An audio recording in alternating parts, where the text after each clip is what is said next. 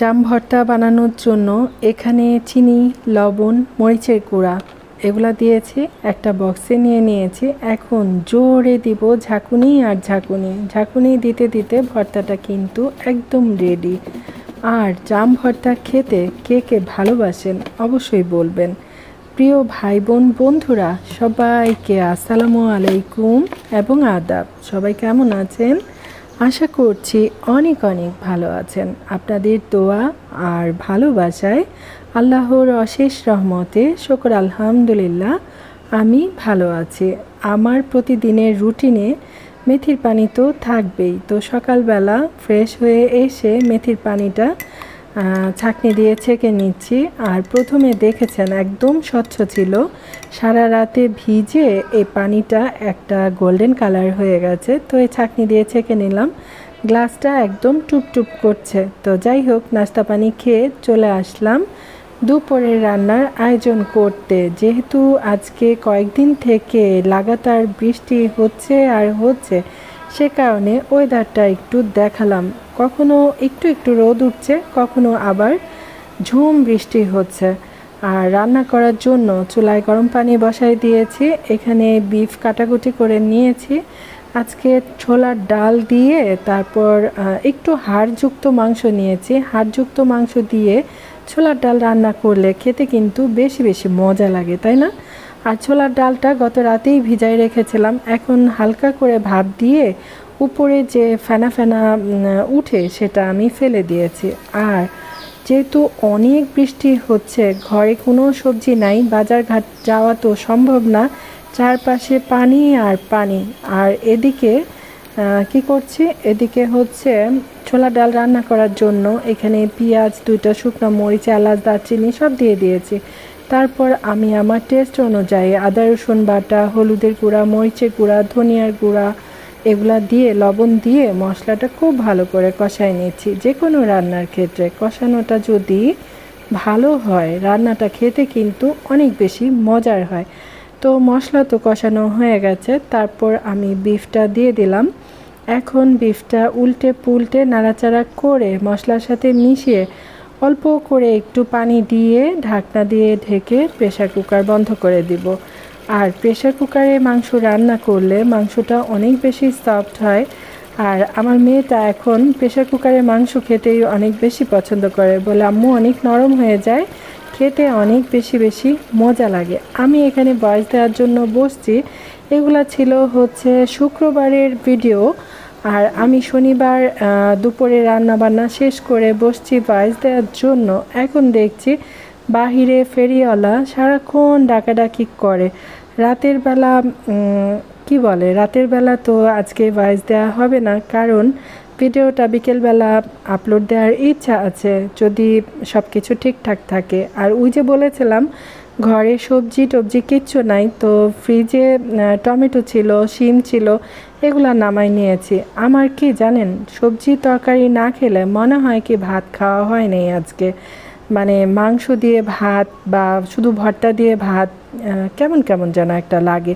তো ওই যে শিম ফ্রিজে রাখা ছিল সেটা বের করেছি, টমেটো বের করেছি, আর এখানে 2টা আলু কাটাকুটি করে নিয়েছি। এটা দিয়ে একটা সবজি রান্না করব। আর সবজি রান্না করার জন্য কড়াইয়ের মধ্যে পরিমাণ মতো তেল দিয়ে দিয়েছি, পেঁয়াজ দিয়ে দিয়েছি। পেঁয়াজটা হালকা ব্রাউন কালার হয়ে আসলে এখানে আদা রসুন বাটা দিয়েছি। আদা রসুন বাটাটা একটু ভাজাভুজি করে নিতে হয়, এটা আমরা সবাই জানি, তাই না?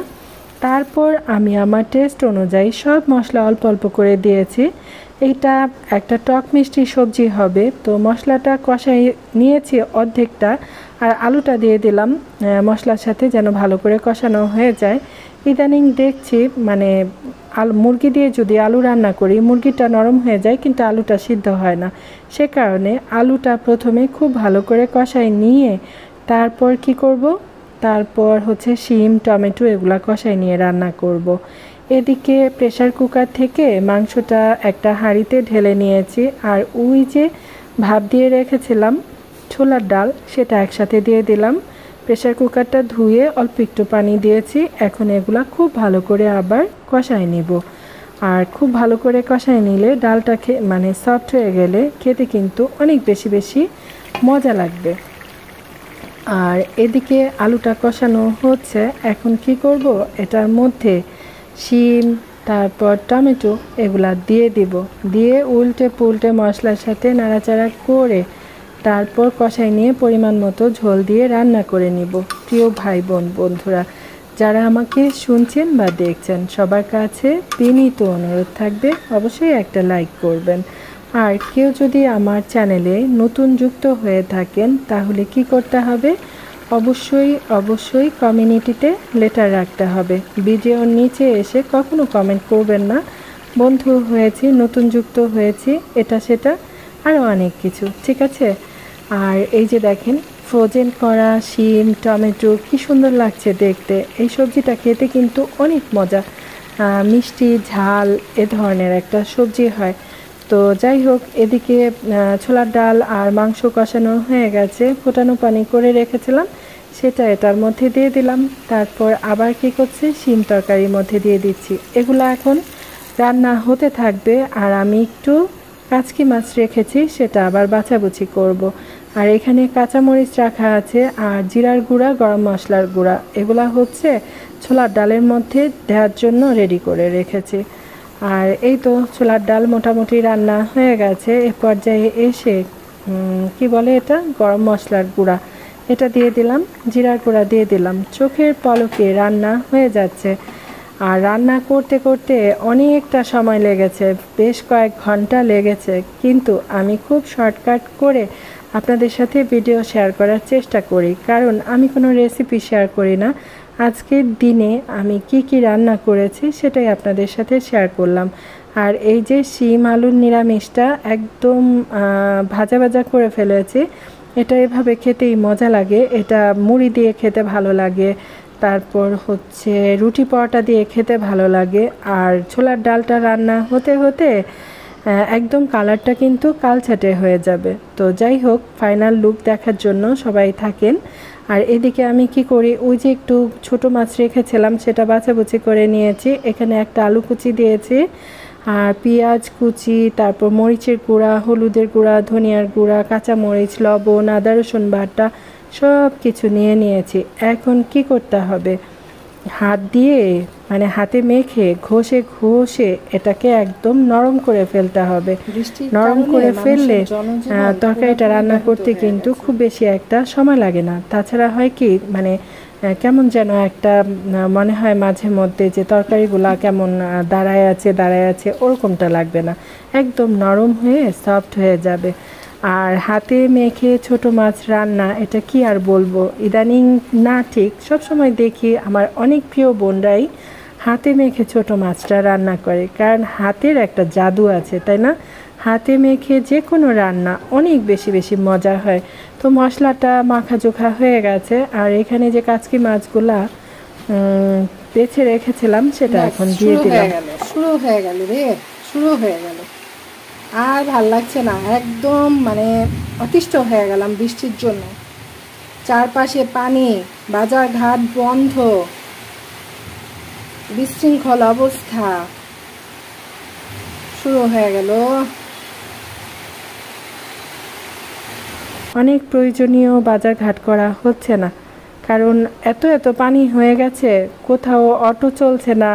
তারপর মানে কি বলবো, বলার ভাষা নাই। আমার মেয়েটা তো ক্লাস কোচিংয়ে যায়, বাসায় আসতে গেলে মেয়েটা নাকি বলে যে আম্মু মনে হয় যে মানে কান্না করি, মনে হয় যে আকাশটা মাথার ওপর ভেঙে পড়েছে। যখন বাস থেকে নামি বা এক অটো থেকে আরেক অটোতে উঠবো, এসে দেখি কোনো অটো নাই, আর অটো ভাড়া ডাবল হয়ে গেছে। যেখানে 20 টাকার ভাড়া সেখানে 50 থেকে 60 টাকা চেয়ে বসে থাকে। এই হচ্ছে অবস্থা। গরমও সহ্য করতে পারি না, আবার লাগাতার বৃষ্টি হলেও কিন্তু খুব একটা ভালো লাগে না, তাই না বলেন? আর এই যে দেখেন রান্নাটা কিন্তু হয়ে যাচ্ছে। ছোট মাছ রান্নার ক্ষেত্রে খুব ভালো করে জাল করতে হবে। কিন্তু অনেক মজা, তুমি তো খেতে চাও না, তুমি ছোট মাছ খেয়ে দেখো। আর যাদের চোখে একটু প্রবলেম থাকে তাদের জন্য ছোট মাছের তুলনাই হয় না। ডান হাতে ফোন ধরে আছি, বাঁ হাতে ধনিয়া পাতা দিচ্ছি, ব্যাস। এখন ঢাকনা দিয়ে ঢেকে 2-3 মিনিট রান্না করলেই ছোট মাছ রান্না হয়ে গেল। জি ছোলার ডাল রান্নার ফাইনাল লুক শেয়ার করার জন্য চলে আসলাম। রান্নাটা অনেক বেশি সুন্দর হয়েছিল, খেতে অনেক বেশি মজার হয়েছিল। সচরাচর আমি ছোলার ডাল দিয়ে বিফ রান্না করি না, কিন্তু আপনাদের ভাইয়া ছোলার ডাল দিয়ে বিফটা অনেক বেশি পছন্দ করে। সবসময় তো আলু দিয়ে রান্না করি, তো প্রায় সময় বলে থাকে যে সবসময় আলু দিয়ে রান্না করো কেন, তার তো আবার আলু খুব একটা পছন্দ না। আমরা মা মেয়ে খুব বেশি পছন্দ করে খাই। দেখতে কেমন হয়েছে, কার কার খেতে ইচ্ছা হয়েছে অবশ্যই কমেন্ট করে জানাবেন। কেমন আজকের মতো রান্না বান্না শেষ। আর এই তো ছোট মাছ রান্নার ফাইনাল লুক। খুব বেশি সুন্দর হয়েছে, ধনিয়া পাতার ফ্লেভারটা অনেক বেশি ভালো লাগছে। তো যাই হোক, অনেক কাজকর্ম পড়ে আছে। হ্যাঁ আসছি বাবা, তোমার দিন কেমন ঠাস ঠুস করছে, আমি ভয় পাচ্ছি।